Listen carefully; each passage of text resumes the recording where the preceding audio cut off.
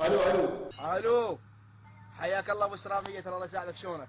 هلا عليكم السلام ورحمة الله. كابتن حكيم شلونك ابو زهراء؟ شلون صحتك؟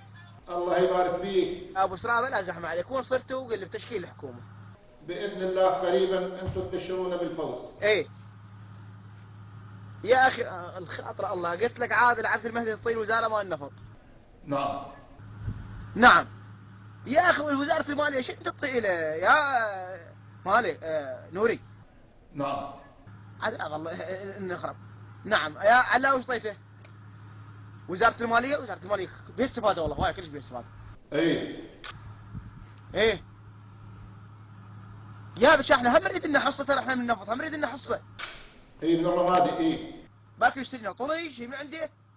نعم ايه خويا، شوف اذا ما تنحب شغلتكم انت وعادل عبد المهدي ويا علاوي شغل نسويها عشاير ان شاء الله. نوري.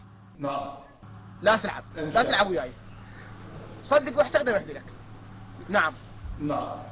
ليش بلا هم اريد اسالك سؤال، لماذا قصيته من ذاك يوم 60,000؟ شنو يعني اكو الميزانيه يعني ناقصه شنو؟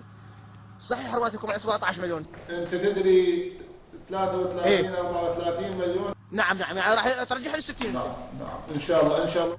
يعني مال تاخير تبغى انا لك قاصد بيها انت؟ اي نوري جماعة صاروا اعرفها نوري. يلا مع السلامة، رصيدك خلص؟ هو بالحق. راح احول لك دولار، هذا مراتبك غليل. يلا مع السلامة. بارك الله فيكم والله يوفقكم ومنتصرين ان شاء الله وفايزين. حياكم الله.